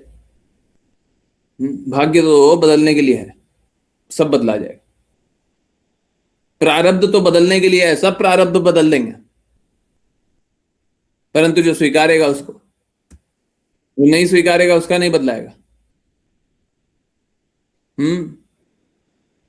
जिसको स्वीकारना ही नहीं है उसका नहीं बदला जा सकता। ठीक है, मेरी आंखों में आंसू हैं इस पल, मैं देखे हैं परिवर्तन, मैंने देखे हैं परिवर्तन आपके आने के बाद। मैंने प्रयास किया था किन्हीं को बताने का। ठीक है माता जी, कोई बात नहीं, आप प्रेम से बताइए, है ना, कोई बात नहीं। माता जी देखिए, हाँ ये सही बात है, आप स्वयं देखिए ना, अपना जीवन देखिए, किसी का भी जीवन देखिए, है ना, पूरा जीवन बदल गया ना, बदल गया ना। तो ये मालूम है सब में बदलाव आता है, पर to the degree you surrender, जितना समर्पण करते हैं। मालूम है लोग यकीन नहीं कर पाता, और हम क्या बोले।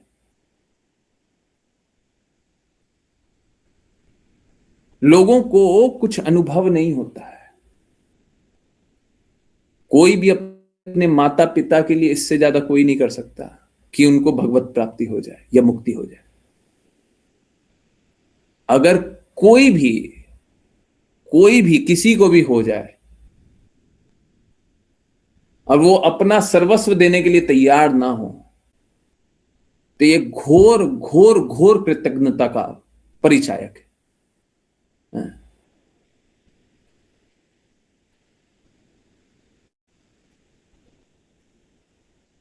कृतज्ञता को क्या बोलते हैं? एक कृतज्ञ होता है और उसका उल्टा कृतज्ञ होता है ना।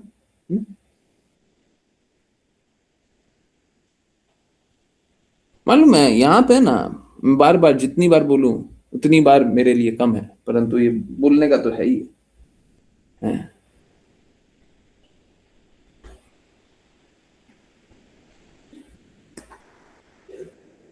जब विपुल प्रभु जी की बिटिया का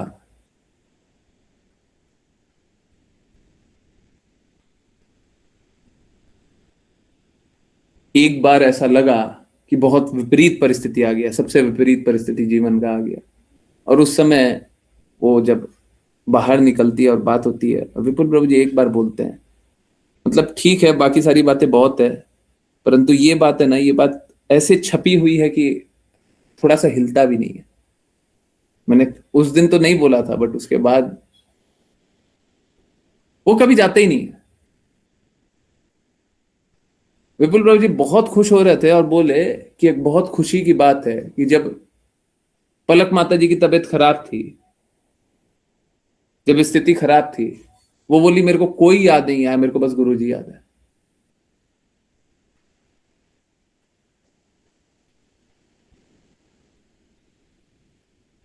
एक पिता का ये बताते हुए खुश होना, एक भगवत भक्त का ये बताते हुए खुश होना,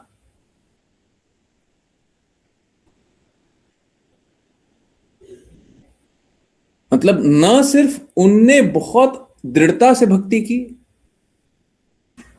गुरु का जो मान है वो स्वीकारा, उस समय ये आसक्त नहीं हुए कि मेरे को नहीं याद किया आपको याद किया, ये सब नहीं। बहुत प्रसन्न, बहुत खुश, जैसे एक बच्चा खिलखिला के हंसता है। तो वो है स्पेशल। परंतु अब ठीक है, उनका है कि उनने स्वीकारा, बाकी जिसको स्वीकारना स्वीकारे, नहीं स्वीकारना नहीं स्वीकारे, देखिए हम तो कुछ नहीं करते, परंतु हाँ बदलाव तो आते ही है। ठीक है, तो हाँ ये अच्छा है। फिर उसके बाद है ना, उसके बाद भक्ति हिलती नहीं है। ठीक है, अब कोई बोले नहीं मान करे, नहीं स्वीकारे, नहीं आज्ञा पालन करे, तो अलग बात है, पर ठीक है।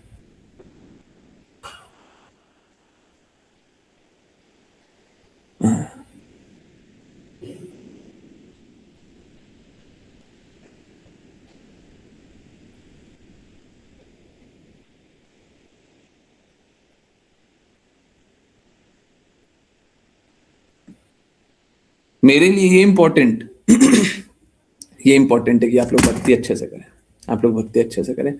बाकी बदलाव तो ऐसा ऐसा, और इससे ज्यादा भाव विभोर करने वाला तो माता जी का भी भाव विभोर करने वाला है, बट वो एक्सपीरियंस कभी बता नहीं पाएंगे, वो नहीं बताएंगे, थोड़ा ज्यादा पर्सनल है ना, वो नहीं बता पाएंगे। वो भी भाव विभोर करने वाला तो है ना, 15 साल के कष्ट समाप्त, है ना, पूर्ण रूप से बदलाव, तो भाव विभोर करने वाला तो है, बट बता नहीं पाएंगे। तब किसी किसी का एक्सपीरियंस है जो बताया जा सकता है, किन्हीं का एक्सपीरियंस है नहीं बताया जा सकता, किसी का नाम है वो आराम से लिया जा सकता है, किसी का नाम है वो नहीं ले सकते।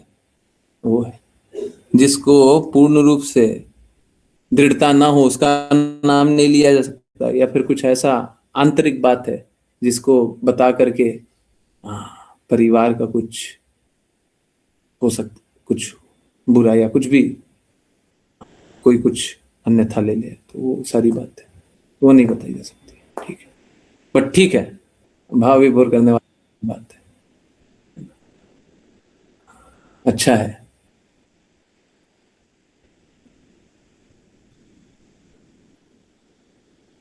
आप लोग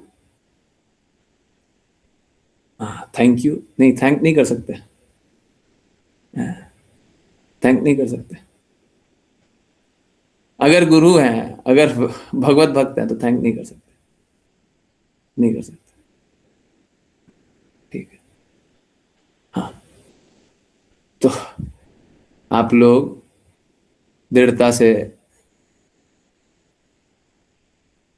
भक्ति करें, भगवान की बातों का पालन करें, भगवान के कहे अनुसार चलें, तो सारा बदलाव आएगा।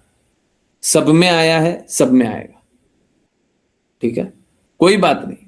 अगर कोई नहीं भी स्वीकार रहा है, थोड़ा हतोत्साहित करता है कि देखो हम उनको सही मार्ग बता रहे हैं, सही बोल रहे हैं, बेचारे मान नहीं रहे हैं, तो कोई बात नहीं, हतोत्साहित थोड़ा सा होंगे, बट कोई बात नहीं, फिर से उठ करके फिर से चलने लगिए। ठीक है, और कोशिश कीजिए। देखिए हम जितना प्रयास कर सकते हैं, हम तैयार, हम तैयार। ठीक है, मैं रात के कोई भी समय आप डिसाइड कर लो, अगर उनका प्रॉब्लम उतना अर्जेंट है कि उसी समय सॉल्व होना है। बहुत बार क्या होता है, मैं आप लोगों को साफ बता दे रहा हूँ, बहुत बार तो मेरा जो मोबाइल होता है ना, वो म्यूट पे ही होता है, हम अननोन नंबर उठाते ही नहीं है। ठीक है, हमको कृष्णा का चिंतन करने दीजिए, भगवान की बातें करने दीजिए। ठीक है, अननोन नंबर जनरली उठाते ही नहीं, बहुत रेयरली होता है कभी उठाते। तो यही है कि आपको जो समय बोलिए, हम उस समय के लिए तैयार है, बट पता हो तब, है ना। नहीं पता हो तो शायद हम उठाएंगे ही नहीं, नहीं पता हो तो हो सकता है वाइब्रेशन पे ही रहेगा। वाइब्रेशन भी नहीं होता आजकल तो पता नहीं क्या क्या सेटिंग है, वो सब भी नहीं आता। दिमाग नहीं लगता मेरा, जबकि ऐसा कुछ नहीं है कि नहीं देख पाए, और सब में क्या दिमाग नहीं चलता, मत चलने दो। ओके, सो बाकी तो हम अवेलेबल हैं, है ना, बाकी अवेलेबल है। ठीक है, आप लोग बस दृढ़ता से चले, अवेलेबल तो हम हैं। ठीक है, और जब दृढ़ता से चलिएगा नहीं तो फिर क्या अवेलेबल रहेंगे, और अवेलेबल होकर के भी क्या हो जाएगा। ठीक है, यस, सभी को सारी बातें समझ में आ गई। गुरु जी, अगर समर्पण ना हो तो अक्सर लोग मिसयूज करते हैं गुरु की कृपा को। हाँ, ये बात तो सही है, बट क्या करें। देखिए, गुरु वैसे ही होते हैं कि गुरु का कृपा को तो मिसयूज करता है लोग, परंतु गुरु कृपा करके अनुग्रहित कर देता है। अब वही बताया ना, कृतज्ञ और कृतज्ञ, और उसके बाद फिर कृतज्ञ हो जाओगे तो फिर छोड़ देंगे, जाओ। सब कुछ देखने सुनने समझने के बाद भी छोड़ दिया, जाओ मूर्खो, कृतज्ञ। जब जरूरत पड़ी तो आए, and then they leave until next time. हाँ,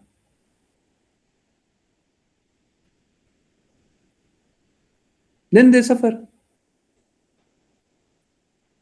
देन दे सफर।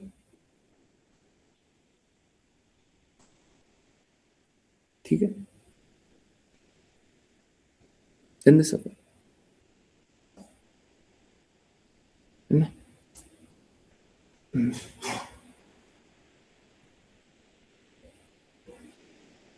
यस,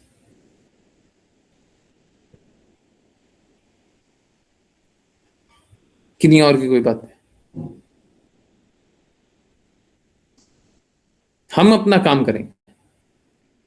ठीक है, हम रिक्वेस्ट करेंगे कि मान जाओ, नहीं मानो आपके ऊपर। ओके, तो चलिए पॉइंट नंबर 5 से ही हम लोग आज नेक्टर ऑफ इंस्ट्रक्शन से जब पढ़े थे, तो पॉइंट नंबर 5 को ही अब डिस्कस कर रहे हैं। भगवान कृष्ण के पवित्र नाम का जप करने वाले भक्त का मन ही मन सम्मान करना चाहिए। उस भक्त को विनम्र प्रणाम करना चाहिए जिसने आध्यात्मिक दीक्षा ली है और जो विग्रह की पूजा में लगा हुआ है, तथा उस शुद्ध भक्त की संगति और श्रद्धा पूर्वक उसकी सेवा करनी चाहिए जो अविचलित भक्ति सेवा में उन्नत है और जिसका हृदय दूसरों की आलोचना करने की प्रवृत्ति से पूर्णतया रहित है। यहाँ पे बहुत सारी बातें हैं, है ना, इसको समझने का प्रयास करते हैं। पहला, भगवान कृष्ण के पवित्र नाम का जप करने वाले भक्त की मन ही मन सम्मान करना चाहिए। हमें सम्मान करना चाहिए कि देखो, हाँ, ये भगवान का नाम ले रहा है, और विरला ही होता है जो भगवान का नाम लेता है। तो उनका सम्मान तो होना ही चाहिए, चाहे कोई भी भगवान का नाम ले रहा हो। उस भक्त को विनम्र प्रणाम करना चाहिए जिसने आध्यात्मिक दीक्षा ली है। आध्यात्मिक दीक्षा लेने का अर्थ क्या है? गुरु महाराज के अनुसार आध्यात्मिक दीक्षा लेने का अर्थ है, पहला, गुरु के निर्देशों का पालन करना, यही आध्यात्मिक दीक्षा है। दूसरा, डिसिप्लिन कंक्लूजन को स्वीकारना, गुरु शिष्य परंपरा के जो कंक्लूजन है उसको स्वीकारना। फॉर्मेलिटी का अर्थ बहुत ज्यादा है नहीं। और देखिए, नियम तो बनते और टूटते रहते हैं, और भक्ति के लिए कोई नियम चलता भी नहीं है। भक्ति के सामने कोई नियम नहीं चलता, भक्त के प्रेम के सामने कोई नियम नहीं चलता। तो फॉर्मेलिटी का नियम तो कल पहले कुछ और होता था, अब कुछ और होता है, अब कुछ और होता है। जो 100 साल पहले होता था, जो 200 साल पहले होता था, जो 500 साल पहले होता था, वही आज भी हो रहा है कि नहीं हो रहा? तो आध्यात्मिक दीक्षा का फॉर्मेलिटी का प्रोसेस वो बदलते रहता है, वो तो बदलता रहता है। बस हम लोगों के केस में एक चीज अंतर है, फिजिकली प्रेजेंट, दिखता हुआ वो नहीं है। Appearing to be physically present, वो नहीं है। फिजिकली प्रेजेंट तो है ही है, परंतु वो दिख नहीं रहा। दिख रहे हैं अपने मुख से डायरेक्टली सबके सामने बोल दे,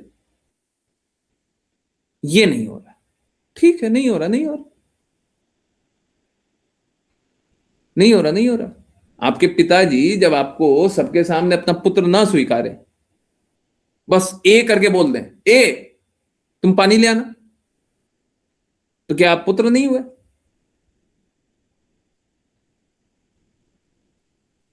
या फिर बस इशारे में बोल दे पानी ले आना, पुत्र नहीं हुए? फॉर्मेलिटी, नाम बुलाना एक फॉर्मेलिटी है, या पुत्र बोल देना फॉर्मेलिटी है। बहुत बार आपको आपके पिताजी आपके नाम से बुलाते होंगे, है ना? बेटा नहीं बोलते होंगे, बेटियां नहीं बोलते होंगे, नाम बोल देते होंगे, हैं? क्या बोलते होंगे? श्री राम ये कर दो, तो श्री राम क्यों बोले? श्री राम तो बाकी लोग सब बोल देता है, आप श्री राम क्यों बोले? ये कुतर्क है, ठीक है? तो आध्यात्मिक पिता फिजिकली प्रेजेंट होकर के फॉर्मली बोल दें, आवश्यक नहीं है, उनकी इच्छा है। आपके पिताजी आपसे कैसे संवाद करेंगे, उनकी इच्छा है ना, आपकी इच्छा है। कौन डिसाइड करेगा? समझ रहे हैं? तो वो ही डिसाइड करेंगे, करने दीजिए। बोले नहीं, हमको ऐसे बात करना, हाँ ठीक है, आप जो बात कर रहे हैं वही वही सही है, ठीक है, कोई नहीं। तो ऐसे भी हम लोग अधिक पापी हैं, उसी कारण ऐसा हो रहा है। तो उस भक्त को विनम्र प्रणाम करना चाहिए जिसने आध्यात्मिक दीक्षा ली है। ठीक है, तो हम पापी हैं, हम भगवान की बात, हम गुरु महाराज की बातों को इसी प्रकार से स्वीकार कर लें, जो जो बोलते हैं सब स्वीकार कर लें, उन्हीं के अनुसार चलें। और जो विग्रह पूजा में लगा हुआ है, ठीक है, तो विग्रह पूजा में जो आध्यात्मिक गुरु होते हैं ना, ये एक और क्वालिफिकेशन है। आध्यात्मिक गुरु को आप लोग जब गुरु अष्टकम पढ़ते हैं,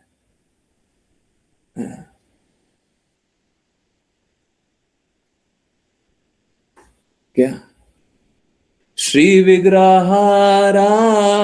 नित्य नाना श्रृंगार तन मंदिर मार्जनादो। तो श्री विग्रह की पूजा करते हैं कौन? आध्यात्मिक गुरु करते हैं। दूसरों को प्रमोट शुरुआत में नहीं करते हैं, परंतु बाद में बताते हैं, बाद में सभी को करना। शुरुआत में मत कीजिए, जब दृढ़ता नहीं है तो मत कीजिए, बाद में सभी को करना।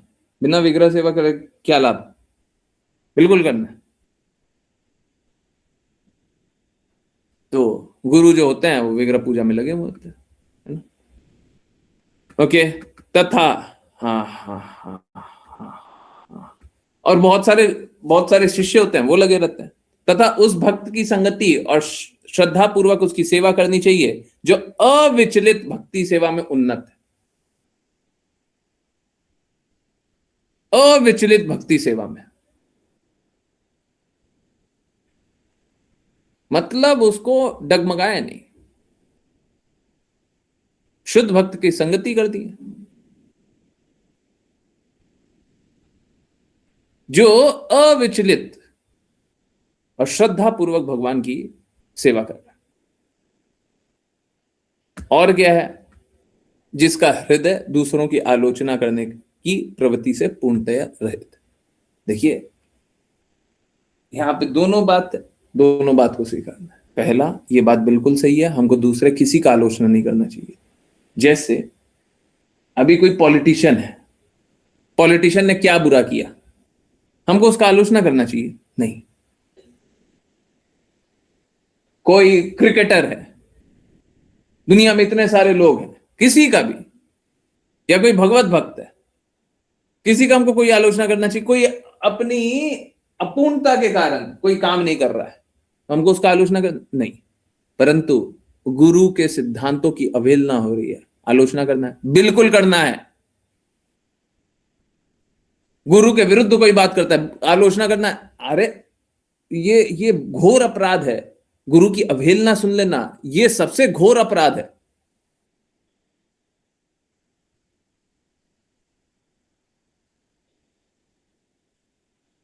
तो कोई गुरु का आलोचना करता है तो हम उसको सुन लें? नहीं, हम नहीं सुन सकते। गुरु के विपरीत कोई कार्य कर रहा है, हम सुने? नहीं।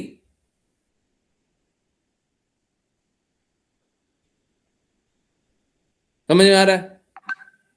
हमको किसी का आलोचना नहीं करना है, किसी का भी आलोचना नहीं करना है, परंतु गुरु के विपरीत कोई बोलेगा तो हम नहीं सुनेंगे।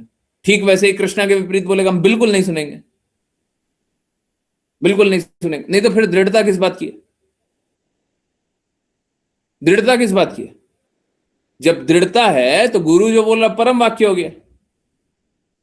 हम क्या प्रेयर करते हैं? साक्षात हरित्वेन समस्तु शास्त्रे उक्तस्तथा भाव्यत एव सद्भि। आज वही हरिसन वाला, जॉर्ज हरिसन वाला है, ठीक है।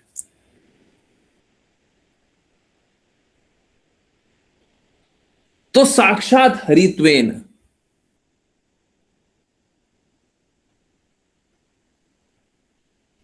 और क्या बोल रहा है? यस्य प्रसादात भगवत प्रसादो यस्य प्रसादात न गति कुतोपि। तो हम तो बोल रहे हैं, न सिर्फ यहां पे, आप देखिए वैष्णव शास्त्र में सब जगह है, सब जगह। तो जब तक हम गुरु का जो सर्वोच्च सम्मान नहीं समझे तो फिर हमको भक्ति आएगी कहां से? और कोई गुरु के विपरीत बोले तो हम स्वीकारे कहां से? तो गुरु के विपरीत कोई बोलेगा तो हम वो स्वीकार नहीं करेंगे, बिल्कुल नहीं करेंगे। ठीक है, अब ये थोड़ा 6 थोड़ा लंबा है, ये कभी आगे लेंगे। ठीक है, यस, सभी को समझ आ गया? किन्हीं की कुछ जिज्ञासा, कुछ पूछना, कुछ बताना, कुछ बोलना है, कुछ जानना है, कुछ समझना है? नहीं, सारी बातें समझ में आ गई? ठीक है, यस,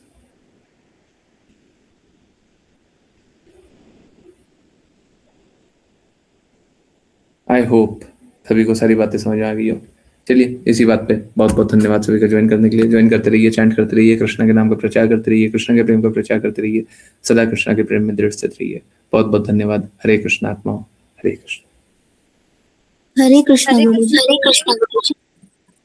हरे कृष्ण गुरु जी। हरे कृष्ण, हरे कृष्ण हरे कृष्ण गुरु जी, हरे कृष्ण, हरे कृष्ण।